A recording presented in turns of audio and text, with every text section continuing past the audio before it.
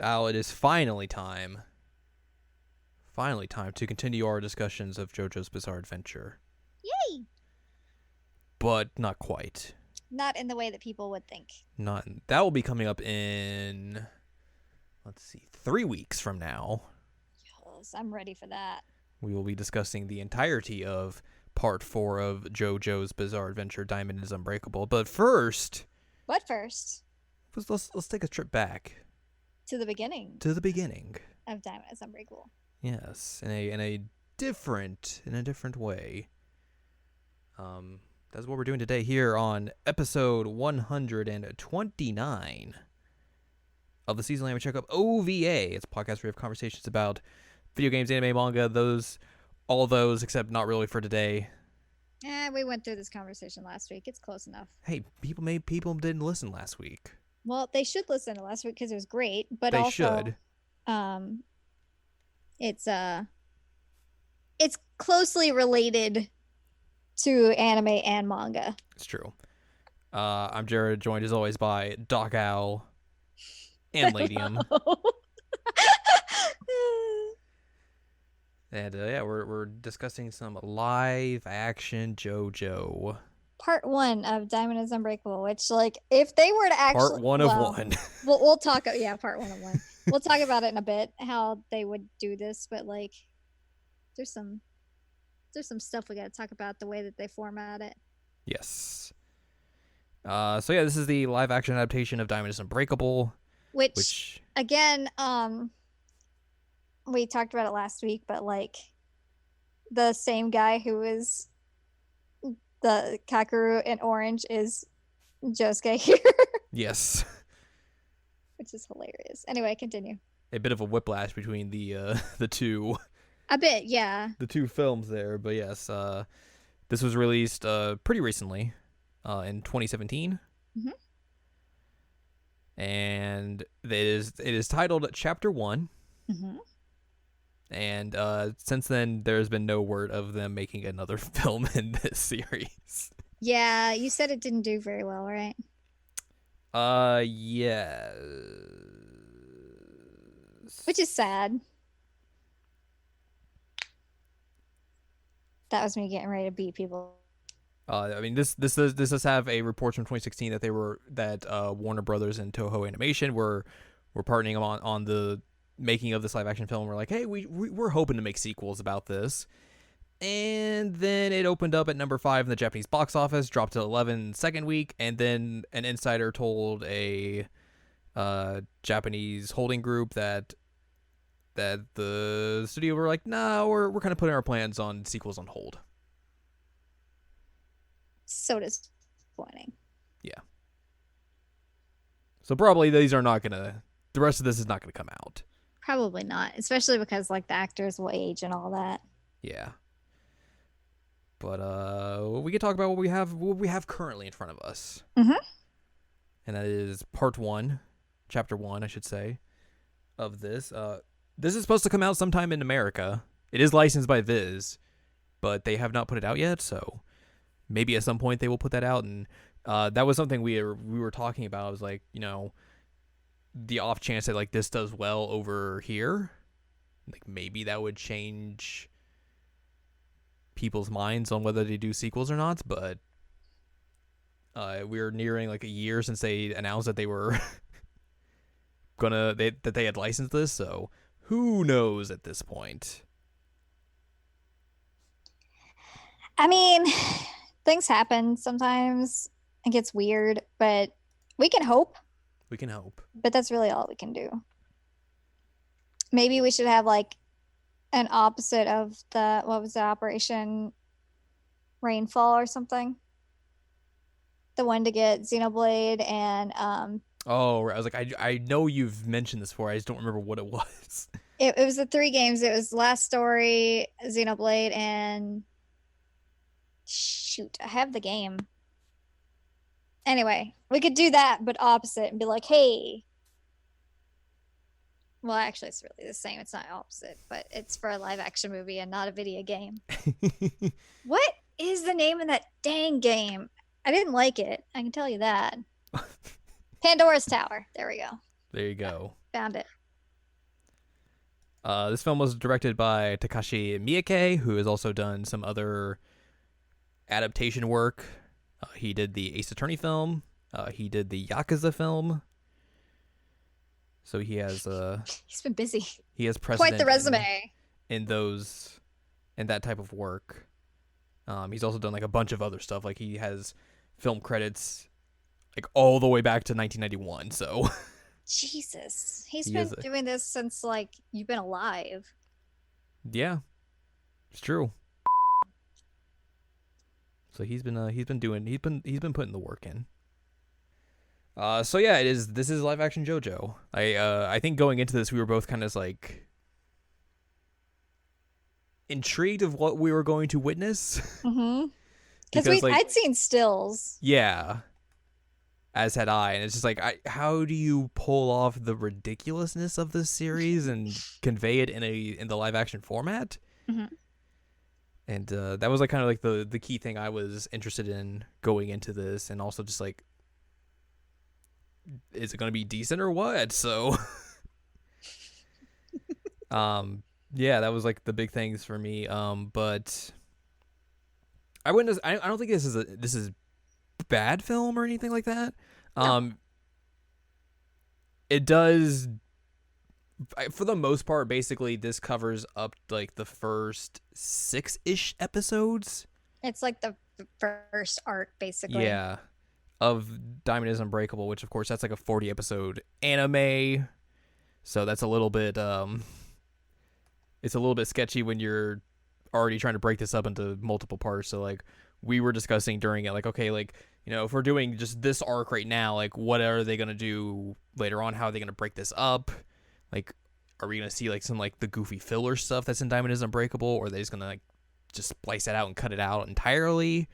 Or what are they gonna do? And you know, we'll talk about that later on when we get to certain aspects of this film. But yeah, but for the most part though, like I think like that stretch, that very first arc is basically what you would adapt if you're like, you know, introducing people to this part of JoJo.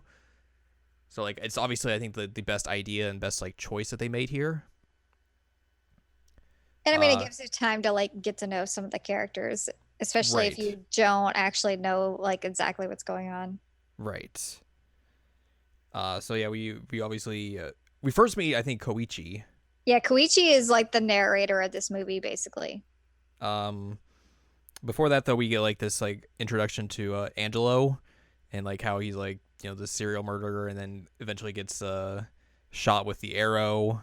Mm-hmm. And all that sort of stuff. That stuff doesn't get explained till a little bit later on in the film, though. But you know, but we do meet him. Yes, pretty early on. Mm-hmm. And then after that, we meet Koichi, who's riding his bike. He's the new transfer to Morio. Yeah, which I don't remember that being the case. Yeah. At all, but like, you know, it's also been ages since we watched the first part of JoJo. So we also noticed very early on that their version of Morio was very strange looking for it to be represented as a Japanese town. Yeah, it was very, very weird. But like that looks like European. Yeah. And then we realized that they shot principal photography in Japan and also in Sitges, whatever. I probably horribly butchered that. In Spain. So like it is literally like parts of this are in Europe. Yep. So which makes sense why it's European. Yeah, but like we were also discussing when we were watching it that like the way the anime portrays Morio is that like it's more of like a suburb and like kind of like the American style. So it's an interesting choice for them to go with like angling it after a European town, and specifically like more of a European city. Yeah, like a European city in like the older European style. Yeah. So it's like that was an interesting not American choice. Suburb. No. So that was really weird. And also like we were talking about it a bit because like the signage and stuff is in Japanese. So either it's like a little Japan type area in that city, or they just like bought out everybody and was like, here, put up Japanese signage. Except where they didn't censor out like the one business's phone number. Yeah, that was funny. If that's actually their legit phone number, but yeah, they did not censor that at all. I was like, okay, sure. Yeah. So yeah, we meet Koichi first. He basically kind of narrates and talks about how he's just moved to Morio and all this sort of stuff. Uh, Riding his bike, gets accosted by some local thugs who try to rob him and all this stuff. And then here comes Josuke with his big old hair, big old hair, big old hair. And of course, the thing is with Josuke at this point is that you insult his hair, he's going to just straight up try and murder you. which I mean is pretty what's the phrase I'm looking for? Normal in the anime? Yeah. Yeah, that's pretty much what it's like. So that happens. He walks by them, and like one of the bullies is like, "What are you looking at, you goofy haired dude?" And Josuke just freaks out and beats the crap out of them. Yep. But also heals them with his stand, which we don't really learn about until a little bit later on. But I thought they did like an interesting thing with that, where like it kind of just like he kind of like put his hand over them, and like it just made their injuries heal, so like they didn't have to do some like crazy CG to it or anything. But it totally works in that way. And then Josuke just goes off his merry way. Which one thing that we were unsure about, we're like, how are they going to represent the stands? Mm-hmm. And we'll talk about that more when we actually like get into stand fights and stuff. But it was pretty interesting. Yeah. Yeah. So Koichi's like, "Wow, look at that guy! He saved me. He sure Thanks, does have random cool guy. hair." He has some cool hair. I think they go they show the school off after this for like a little bit, and like Yukiko shows up immediately. Yeah, and she's like, "Hey, Koichi, I'm supposed to help you catch up. Do all this homework now." He's like, "All of it now?"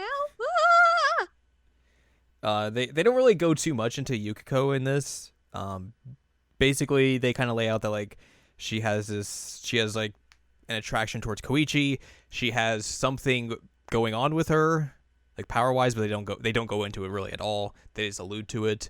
That's basically kind of it. I think it was more surprising that she even like shows up in this at all, considering she doesn't really start becoming a factor until like after the arc they're doing ends, essentially. So I was kind of surprised in that aspect, but I guess like just they kind of throw her in there for the sake of throwing her in there. Like it doesn't really do anything to affect the story one way or the other. Just kind of like, here's how her and Koichi's relationship is in the early parts of this story.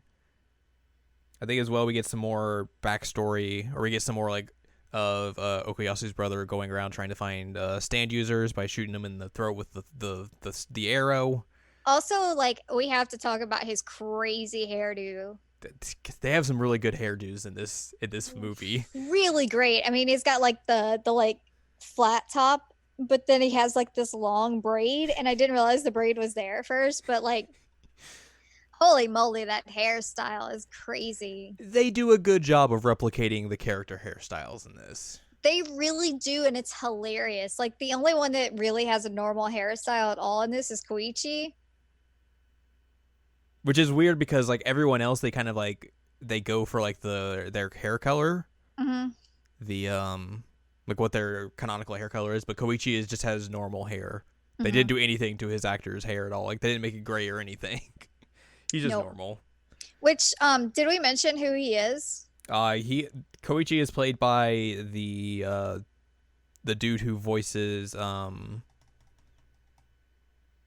the main dude in Your Name. Yeah, I forgot his name. But yeah, he's the main dude in Your Name. He's the Japanese voice actor for that. Which, yeah, I saw him in like a special thing because I have like the super duper special edition Blu-ray. And I was watching like a feature, and I was like, "Oh man, he's adorable!" And so like I actually like kind of paid attention to him, and then realized that he was Koichi, and I'm like, "Oh, that's funny." But we were talking about the fact that like they have him like he is shorter than everybody else because he's like 5'6" as the actor, but like they couldn't make Koichi like 2 feet tall. Yeah, they couldn't overtly stylize him like they do with the anime at points. So that's pretty funny. But yeah, Yeah. I still don't remember him being a transfer student though. I was gonna Google it, but then I realized that's probably a I don't mistake. think that's the case. I think that's just for this film. Mm-hmm. Um, but we do get to see his facial expressions because he looks like super overwhelmed all the time by like everything. Which honestly, like at certain points in the beginning of the show, I feel like Koichi's kind of like The audience surrogate. yeah, that he's like, what is happening? Which, you know, fits. Same. Yeah. They kind of also, I think I might be skipping a little bit ahead here, but they also give Josuke Jotaro's introduction basically, that like all the girls are all over him. Right. That was interesting. Mm-hmm. Because yeah, like that is literally Jotaro's introduction in Stardust Crusaders, is that like all the girls are after him and he just doesn't care, and basically that's how they introduce Josuke as well. Which is not Josuke's personality. Mm-mm. Like one, we've never really seen him like have a bunch of girls all over him, but also like I don't think he would be like, I don't care. He would revel in it. He would be real stoked about it and like probably ham it up. He would ham it up and also do something stupid to get them all to be like, Yeah, basically. They'd be like, what a nerd. That is exactly what would happen. So Okuyashi's brother has dinner with Angelo at one point, and they kind of discuss like the power and everything, and like how Angelo. We had to wait 5 hours. Yeah, we had to wait 5 hours for that.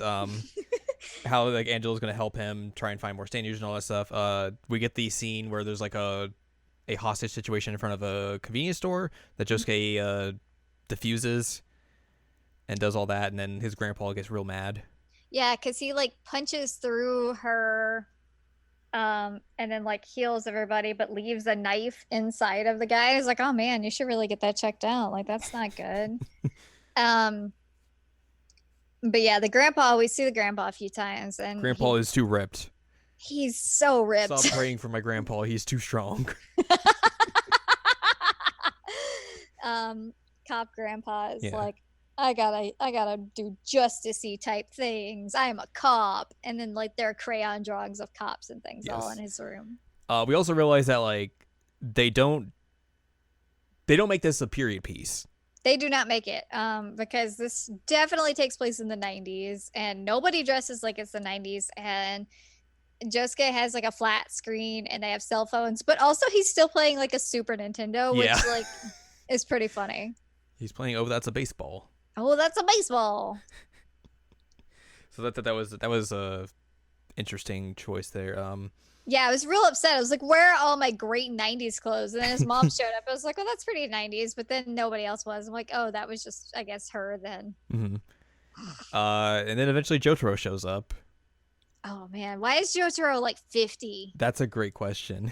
Jotaro looks like he's 50. It just like is so done with everything. Which Jotaro's like in his late 20s at this point in the story?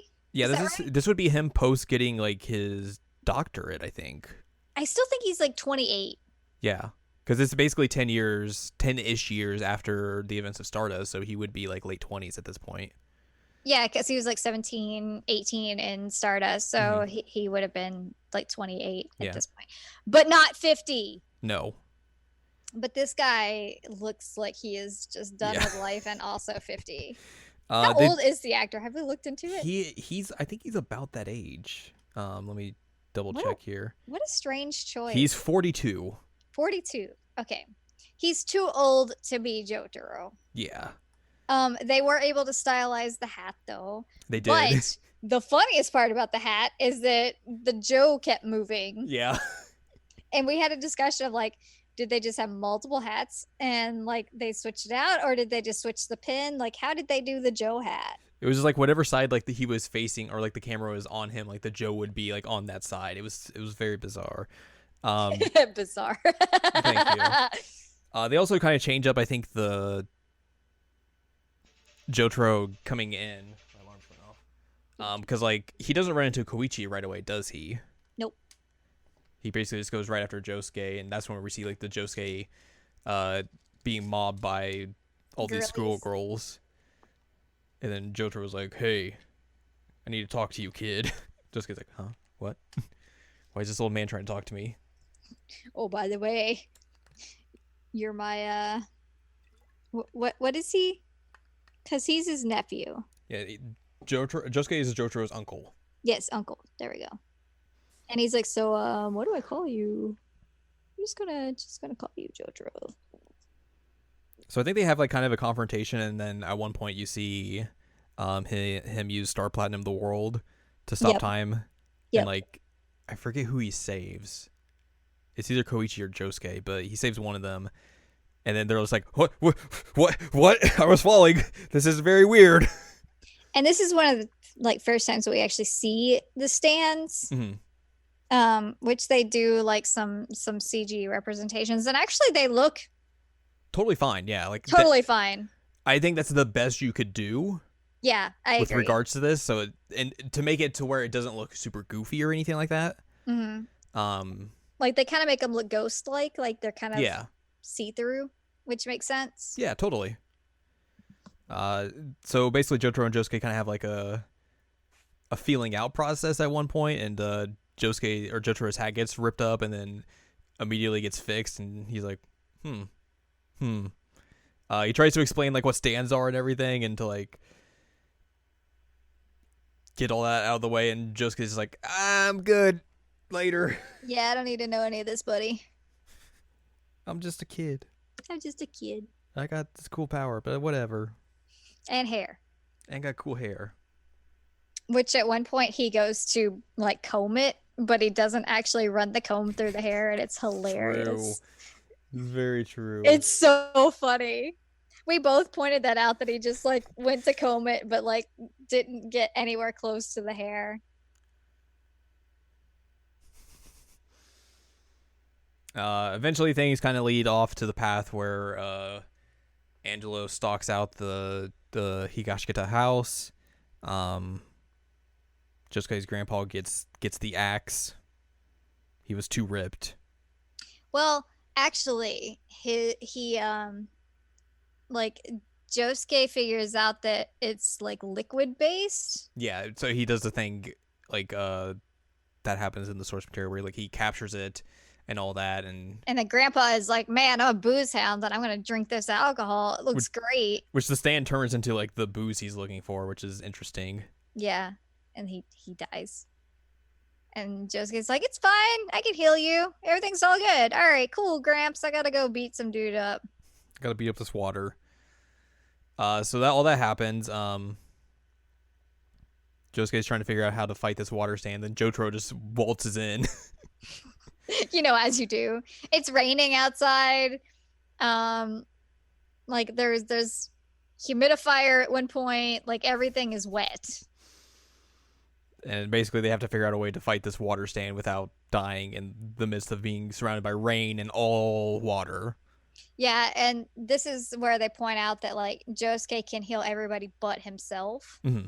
And so like they've learned that like he specifically cannot have this guy enter him, because otherwise like he's boned. Yeah.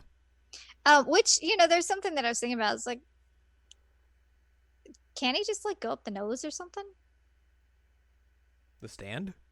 Yeah, because I mean, if it could be in a humidifier, you can breathe in the. Well, yeah, I think that's why they were like, "Oh God, the humidifier! We can't be in here because we can breathe in the water vapor." Yeah. Okay. All right. That makes sense. But anyway, they're like, blah, this is bad. Blah. Basically, at one point, Jotaro or Josuke gets hit by it, and like it enters him, but then like he just barfs up a glove. Yep. Apparently, he just destroyed a glove and then like ate it and swallowed it and then healed it. And he's like, "Hey, I got the stand. It's good," and just starts shaking it all over the place. They go outside. Angelo's getting like thrown around, and he's like, "No." So yeah, all that happens, and then and then we get sad. Angelo reveals everything about like how he got the power and everything, and then Josuke beats the shit out of him and puts him in a rock. In a rock. That's And also then when the first time we get to see Crazy Diamond Yes. do some Dora stuff. Punch the shit out of a man and put him into a rock. Just cut him up and just shove him in there. I love that his face just like expands out. Yeah. It's real good. That becomes a thing that like everybody says hi to the rock, and Koichi's like, all right, I guess we say hi to this weird rock every day. That's fine. Another character we'll talk about later on, because this happens, I think, near the end. It just like follows Josuke's lead on it. And it's just like, yeah. Yep. What's up? At one point, they cut to the hotel where Jotaro's staying at, and he's calling Joseph, and he was speaking in English, and I was like, "Huh, that's interesting. Wonder why he was speaking English." And you're like, "Well, he's Joseph's born in New York. He would speak English." Yeah. And I was like, "Oh, okay, that totally makes a ton of sense." That was like an actual like really good, smart detail to put in there. That like. It's also kind of weird because, like, if you don't know the source material, you would be very confused to why Jotaro is speaking English at that point. Mm-hmm. But also, if it's a very good nod to people who do know it, because they're like, oh, put this 2 and 2 together. Yeah, that totally makes sense. He would totally speak English to Joseph. Well, and his mom would speak English too. So yeah, Jotaro's mom, I mean. Also, did we skip the fact that like he can't heal his grandpa? Oh yeah, they go back inside to Josuke's house, and they're like, and he's like, "Hey, Grandpa, wake up! It's fine. Everything's good. Hey, wake up! I've healed worse than this before. Come on, wake up!" And then Jotaro's like, "Yeah, you can't. If they're dead, you can't heal them. Doesn't matter." Which is really a good scene in terms of acting. Like he did a really good job of like acting the whole scene out of like, okay, it's fine now. Let's go. Come on. Like everything's fine. And then like the realization that like things are not okay. Like this kid did a great job. Yeah. So kudos to him. But yeah, so then we get to speak in English, and yeah, Joseph definitely would know English, that's for sure. Which is one of the things we were talking about, like, oh, what if they do more of this? How are they going to introduce Joseph? Yeah, because I feel like they're probably going to cut a lot of that out, especially the way that this movie ends, which we'll talk about a bit. But like, especially because Joseph comes in and he's kind of like in this strange, like mini arc of like kind of stuff not really happening, but it happens immediately, like not immediately, but it happens following this because of what happens at the end of this arc. Yeah.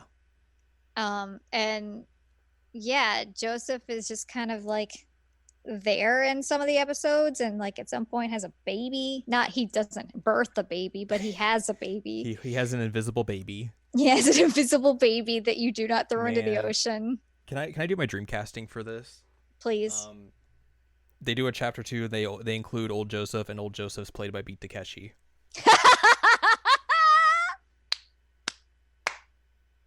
I'd buy that. I think that would totally work. Oh, it 1,000. Just Beat Takeshi hamming it up, carrying an invisible child. Yeah, he would totally pull it off. But also he can pull off that like I'm serious but also goofy. Yeah. Sense that Joseph has, because Joseph can be serious when he needs to, but also he's like joking around like 90% of the time. So I could see it. That'd be perfect. And then like that outfit on him would be amazing. It really would be. Oldest Joseph has the greatest outfit. Because you can't call him older Joseph, because older Joseph is Stardust Crusaders. So this is oldest Joseph. Well, they call Joseph in Stardust old Joseph. So wouldn't this be older Joseph, essentially? Well, I'm going to call him oldest Joseph. The oldest Joseph. The oldest Joseph. So, yeah. So it's interesting. I'm not sure how they would pull that off. I don't think that we're going to have to worry about it, but no. I'm not sure how they would. I would like to worry about it. Yeah, of course. So basically after this, we get a funeral for Josuke's dad, or grandpa, excuse me. Grandpa. His dad is in New York. Which, spoiler. Well, Joseph is Josuke's dad. Yeah. They lay that out in the film. It's not a spoiler. I know, it's just funny. Also, he shows up to his grandpa's funeral in his school uniform. When everyone else is dressed nicely. Yeah, I'm like, this is my nice uniform. That's all I had. What are you doing? Is that the only thing you've had I'm that was very black? sad. Okuyasu's brother just shows up at one point at the funeral and just like stands there Yeah. and then walks away, and then Josuke's like, WTF? Let me go Stands follow this there. dude. God. That's the second time I've made some kind of dumb JoJo joke tonight. Anyway, he finds this like sweet mansion. Yeah, Koichi goes off and follows him because he's like, yeah, you've been acting real weird. You okay? And then like they Also, find, your grandpa just died, and yeah, like you're wandering off, and I'm alarmed. I'm alarmed for you. and then they stumble onto this like decrepit mansion, Mm-hmm. which is where Okuyasu and his brother have been hanging out. Which is also weird because like I think the house in like the source material is just like it's just an old rundown house in a neighborhood, not a mansion by a graveyard. No, but it's kind of like a faux Victorian-esque type house in the source material. Mm-hmm. Which again would fit in like an American suburb type thing, which is what they were trying to pull off. Like you have faux Victorian houses all the time in American suburbs. Mm-hmm. But yeah, this one's like a friggin' mansion with statues outside and all, and like, yeah, okay, sure, I guess. So then we get into the back half of this film, which is Josuke versus the elder Nijimura brother. Well, and also learning about the hand. Also learn, and Okuyasu shows up as well. We get to learn by the sign because he's like, oh man, some of the words are missing now.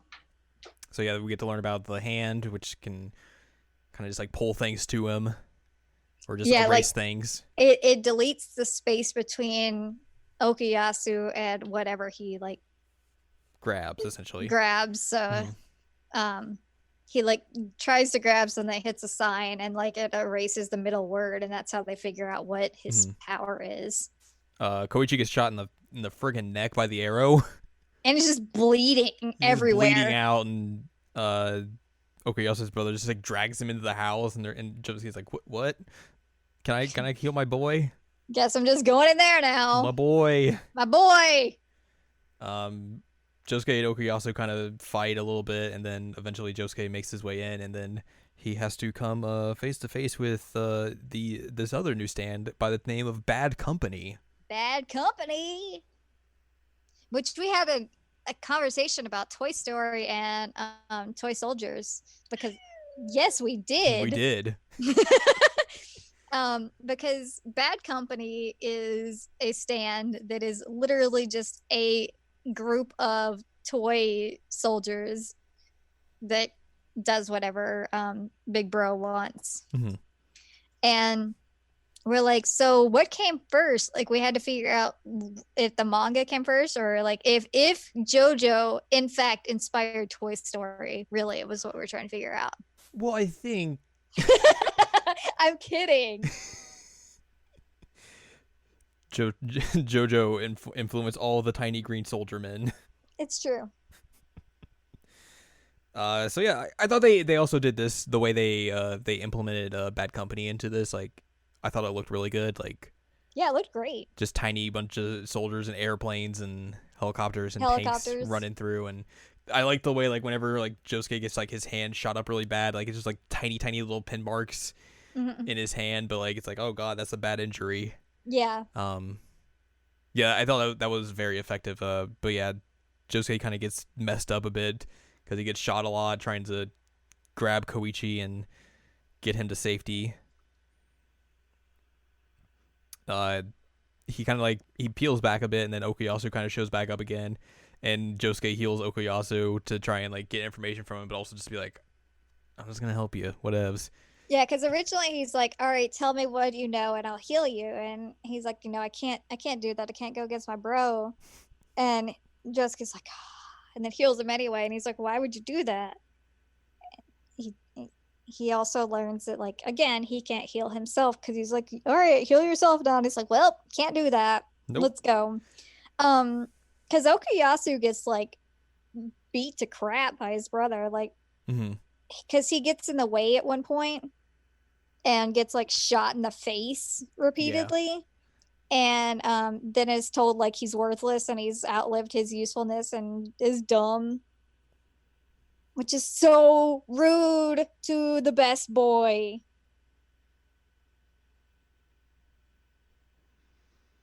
I always get attached to the weirdest characters in JoJo.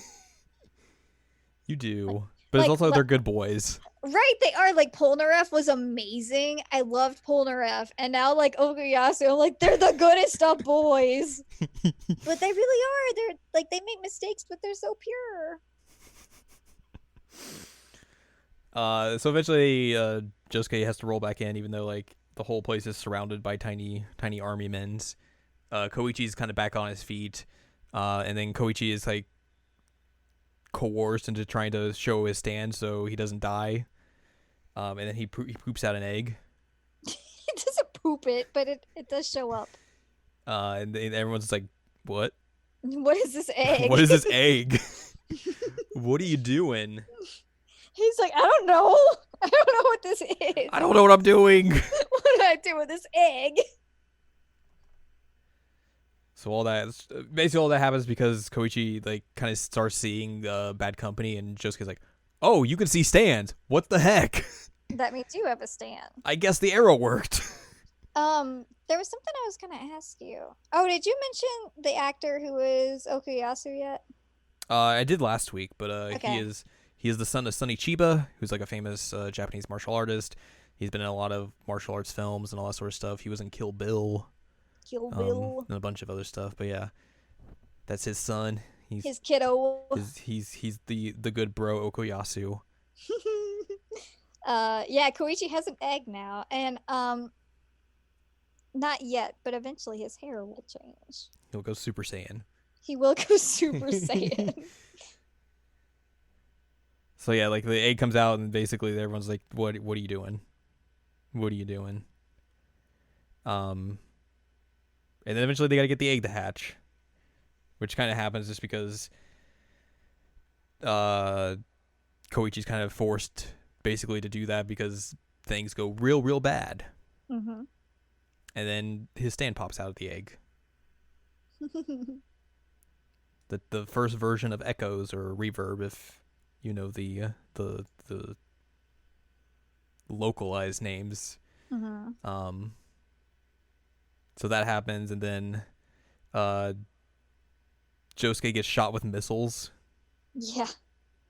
And then is like, just kidding. Let me remake these and shoot them back at you because you can't do anything. Yay, we win, kind of. Yay. So all that happens, and then basically like the stand, Bad Company disappears, so they think everything's good. And then they head upstairs because they're like, well, we gotta go upstairs see what's what, and they find Nijimura's dad, which this is also a thing in the source material as well. They find the dad, and the dad's like grossly disfigured, and they're like, what? They actually did the a heck? really good job of like representing. Yeah, totally. Like I was kind of shocked of like how much he looks like the source material. Mm-hmm. Koichi's brother kind of goes into like the whole thing of like why their dad ended up this way, and why he's going around trying to make stand users to basically try and put his dad out of his misery because he keeps trying to kill him, and the dad just keeps coming back, and he's like, I can't do this. And then like Josuke's like, I could heal him, and Okuyasu's brother like, no, that's good. I don't need that.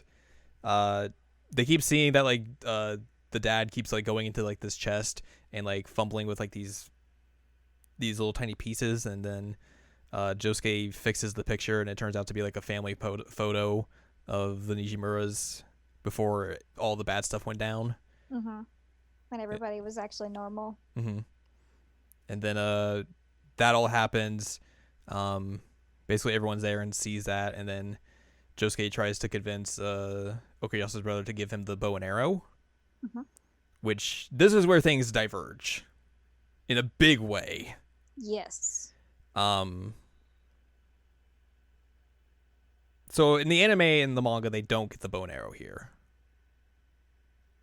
because of reasons, which we'll get into, in a few weeks. Here it's about to happen, and then like the there's a cut to like a thermal image, and we're both like, That's weird. Why is this? Why is there thermal imaging Mm-hmm. coming through here? And then like the window busts through, and then you see sheer heart attack, and we're both like, what? Because that wasn't a thing yet. That is not a thing yet. Quite a while that's going to be a thing. And it blows up Okuyasu's brother. Because Okuyasu's brother kind of takes the fall for it and to get to take the blow and basically get out of the way of it. Yeah, it gets shoved in his mouth and it goes kaboom. Kaboom. So yeah, that is a part of the stand of Yoshikage Kira, who is basically the big main antagonist, of Diamond Is Unbreakable. But he doesn't show up until like the second half of the anime or like the manga specifically. Having him show up here is very early.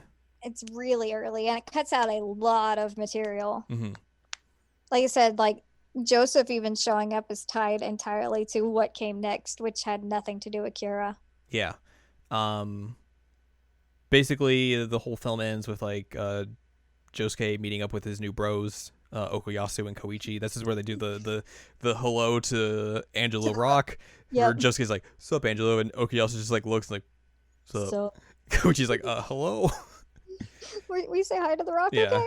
All right, Yukiko like follows them, and then I think Josuke and Jotaro talk at one point about protecting Morio and all that sort of stuff. And then like the I forget exactly where it's at. I think it's kind of like a break in the credits or whatever. But they show an apartment. They show a paper bag on the table. There's a severed hand in it. Yep. A very fake severed hand. Yes. In the hand is the arrow, and basically that's the apartment of Kira.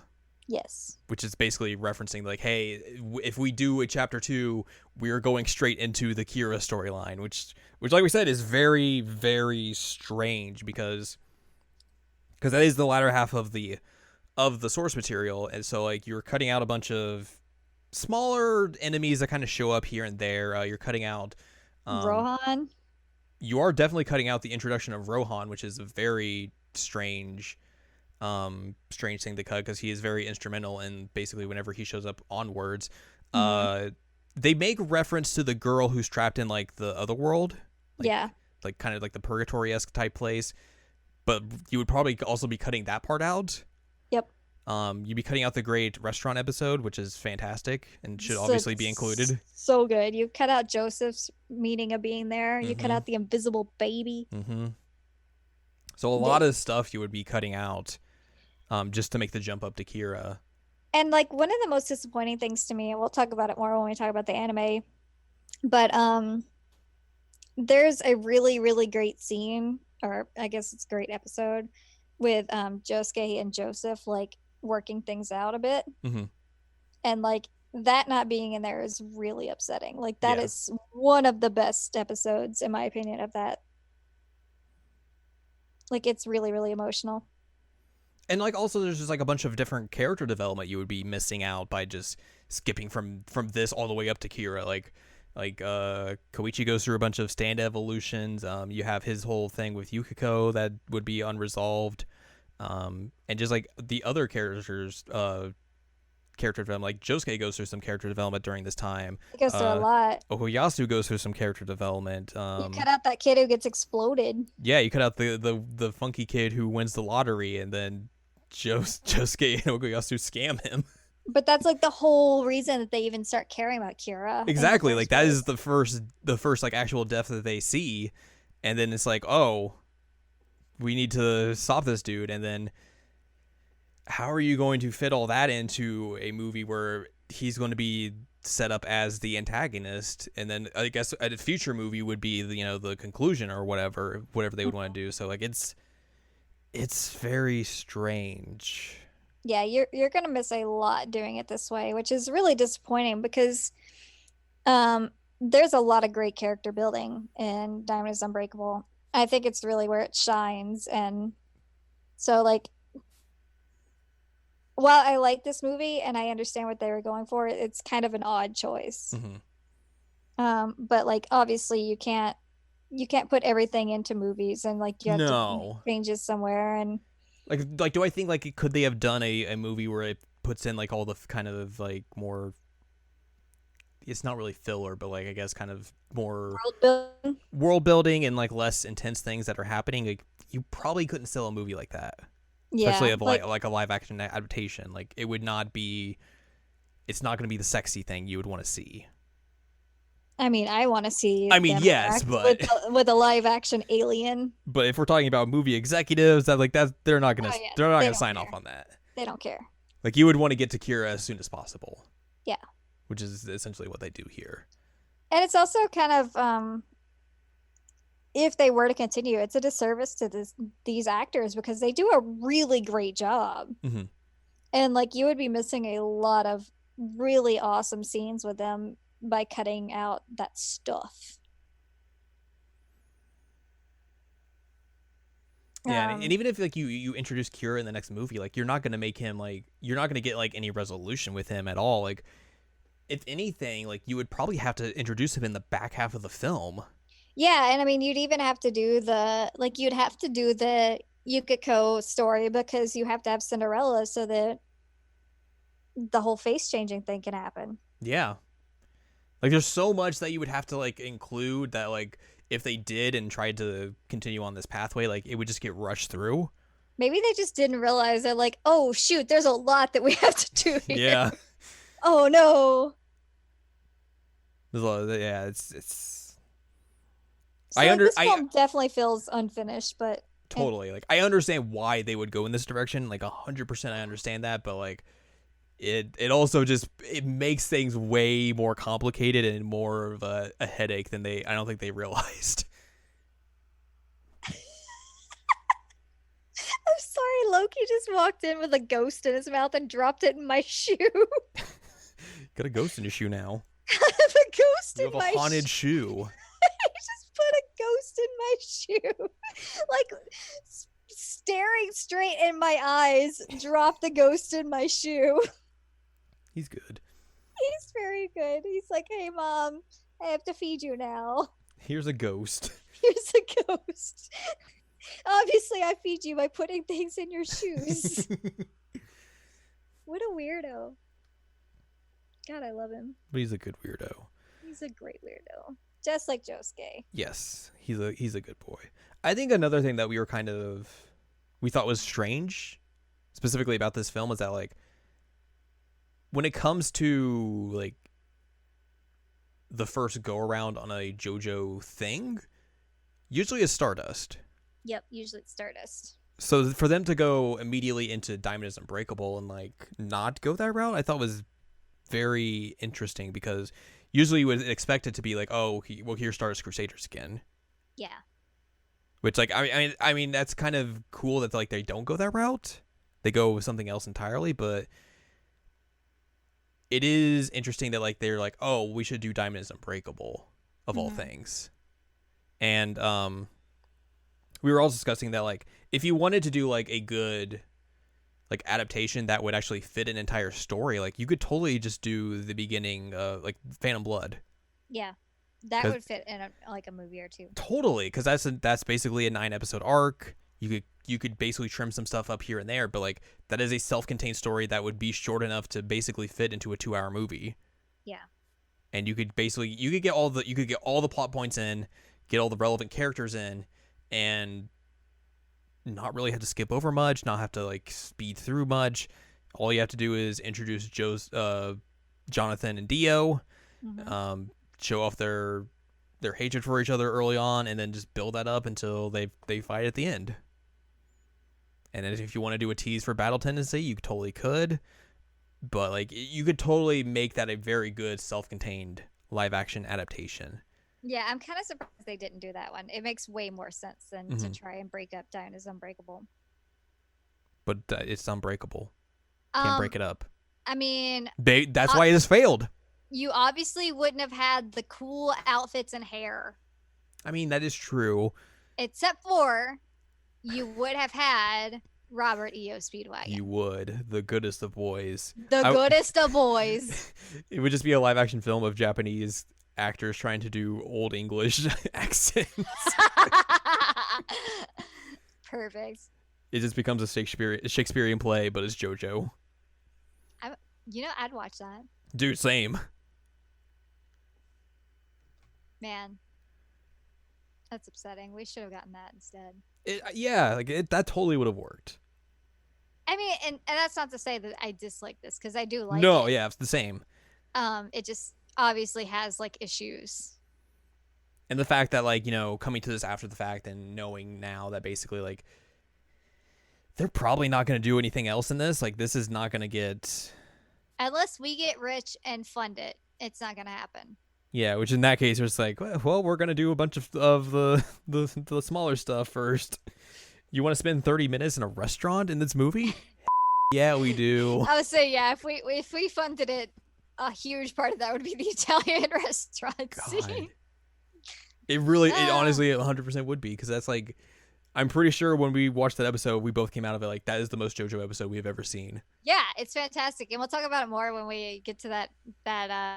But holy moly, I'm so ready to talk about Diamond Is Unbreakable. I have so many thoughts, and I'm really upset that I just realized, I was like, I have Battle Tendency art, and I have Stardust Crusaders art. You need to get some Diamond Is Unbreakable. I am in dire need of Diamond Is Unbreakable, because I have some opinions and maybe controversial opinions to give out when we talk about Diamond Is Unbreakable, the anime. So there you go. Mm-hmm. Something to look forward to, you guys. 3 weeks. 3 weeks. I think that's what I said. I think so. That sounds right. Well, JoJo. Anything else we need to discuss about this film, this moving picture? I can't think of anything. Oh man, I can't think of anything. I'm probably gonna think of a million things when we like hang up the meeting, but right now I'm blanking. No Savage Guards in the credits. That's the real tragedy. But we have to talk about who they did get.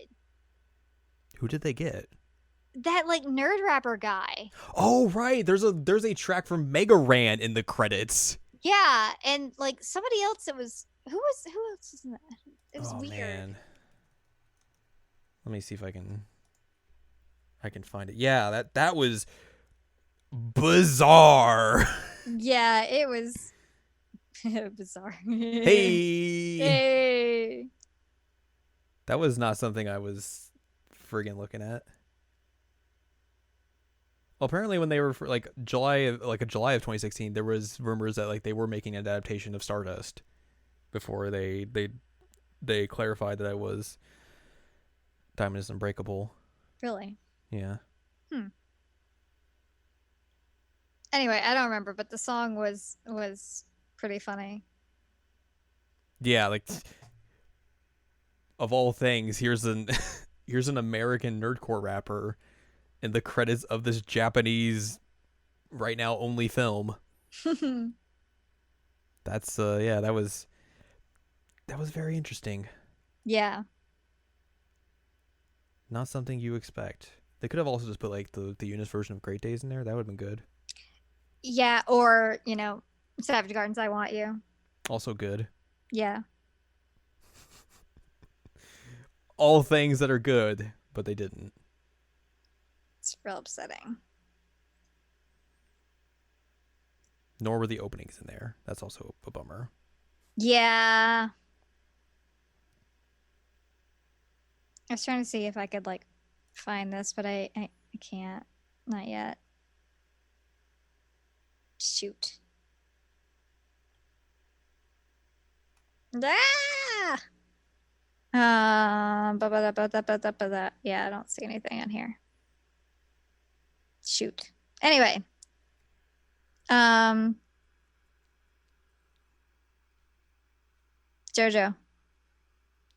JoJo. JoJo. JoJo.